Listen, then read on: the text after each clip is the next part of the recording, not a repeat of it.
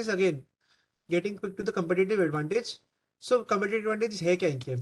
So basically this PE PVC business is very low margin business.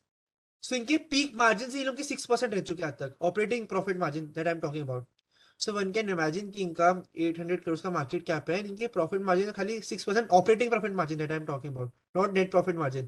तो इनका revenue कितना होगा?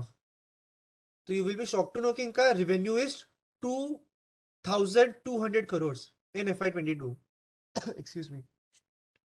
सो इतने छोटी कंपनी के बाद भी इतना सेल्स कर रहे हैं, बट अगेन हमको तो प्रॉफिट सेल से क्या होगा? बट जस्ट टू हाईलाइट कि ये बहुत इसमें इतना कम मार्जिन है कि इसमें इकोनॉमिकल स्केल की नेसेसिटी बहुत ज्यादा है. तो again they have the highest capacity in India and because of that they have that scale economies. And secondary इसमें कंपटीशन काफी आता है बाहर से, फॉरेन प्लेयर से. सो what they do is they don't cater to all type of cable manufacturers. So they only cater to low and medium voltage वाले segment में, जिसमें ये मार्केट लीडर है.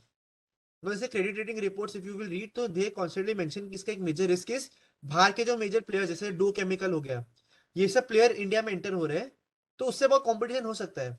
But the problem with that is they are catering to high voltage segment and they are market leaders in low and medium voltage. आगे अगर वो लो और medium में आ गए तो बहुत रिस्क है obviously. But currently I don't see foresee any major risk in that segment because low and medium voltage के they are market leaders. Then strong inventory management. Again I just mention कि इनका 5 to 6% का खाली margin रह रहा है. But the good thing about that is इनके last 10 से 12 साल में ना ये मार्जिन, ये इनका 4 to 7% का जो मार्जिन का रेंज है, again it sounds a very huge margin is, but as I will talk about later they have been able to maintain that margin. 1% का मार्जिन चेंज आ रहा है एंड इतने बड़े रेवेन्यू प्रोफाइल में 1% का मार्जिन भी काफी अच्छा इंपैक्ट कर सकता है. But still have showed their competency की थोड़ा डिसेंट वे में मार्जिन मेंटेन कर पाए despite raw material की volatility.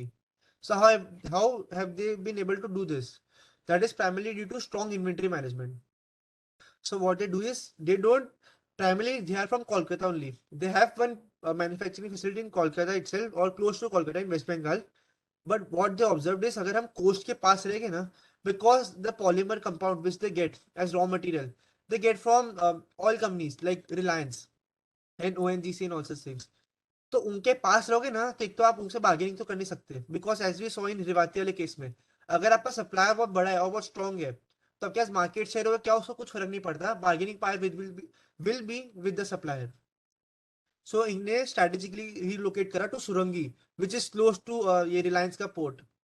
दमन एंड मतलब ये Daman and Diu and also मतलब कोस्ट में बेसिकली लोकेट कर रहे हैं खुद को. I am unable to recall the name exactly, but ये ईस्ट और वेस्ट दोनों के कोस्ट में केटर करते हैं जिससे इनको इजीली माल मिल जाए और अगर एक्सपोर्ट करना हो तो एक्सपोर्ट भी इजीली कर पाए. सो व्हाट दिस डज कि ये जल्दी जल्दी अगर इनको ज्यादा इन्वेंट्री मेंटेन करने की नीड ही नहीं पड़ती because they are closer to the supplier. So अगर आइडियली इनके कोई और प्लेयर जैसे कोई लिस्टेड प्लेयर है नहीं ऐसा जिसमें, मगर कोई और प्लेयर को ज्यादा टाइम लगता होगा इन्वेंट्री मैनेजमेंट का, तो इनको खाली inventory days historically has been close to 40 to 50 days max. तो because of that they have been able to maintain margin की इनका इन्वेंट्री में पैसे तो फंसता है नहीं. डिमांड आएगी, सामने इनका सप्लायर है पास में, तो इन्वेंट्री कम ये मेंटेन कर पाते हैं.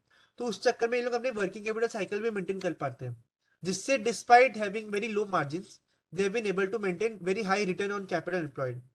सो इनके लास्ट ईयर में क्लोज टू 22% का आरओसी आया था, which is a good thing. So again as I talked about इनका लोकेशनल एडवांटेज है कि कोस्ट में लोकेटेड है और रिलायंस के पास है, तो सस्ते में रॉ मटेरियल भी ले पा रहे हैं और एक्सपोर्ट भी कर पा रहे हैं cheaply. Secondly scale of economies आती है इनको. फिर strong inventory management which they have shown in और एक नंबर्स में दिखता है ऐसे कि खाली क्रेडिट रेटिंग रिपोर्ट्स कहती है कि 20 to 40 डेज का इनकम रह रहा है, बट आई हैव सीन कि इनका 50-60 डेज भी कभी कभार पहुंचा ऐसा. But still because of that इनका आरओसी काफी इंप्रूव रहा है क्योंकि ये लोग जल्दी जल्दी इन्वेंट्री टर्न अराउंड कर पा रहे हैं. देन इनका R&D में एज है अगेन 2000 करोड़ का कोई टर्नओवर कर रहा है, तो अगेन बड़ी कंपनी तो है ही, दो मार्केट का छोटा दिखता है, प्रॉफिट्स कम दिखता है, बट इतना बड़ा टर्नओवर करना है that too in country like India is a very big feat. So what they have been doing, अगर आप लास्ट 3 साल हटा दो तो they have been regularly investing in R&D. Close to 2 to 3 crore का इनका हर साल R&D में रह रहा है.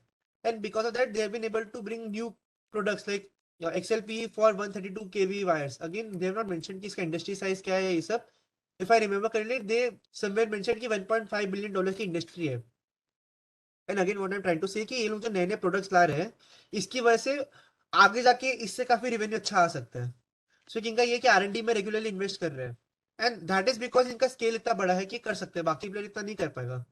And again diverse product offering है, तो ये खाली पीवी पे डिपेंडेंट नहीं है, पीई पे डिपेंडेंट नहीं है, पी भी करते हैं, पीवीसी भी करते हैं, रिप्रोसेसिंग भी करते हैं, अभी इनका नई एक्सेल पी और ये सब जो भी प्रोडक्ट ला रहे हैं, और ये सब की एप्लीकेशन काफी अलग अलग जगह पे है, फुटवेयर हो गया, केबल हो गया।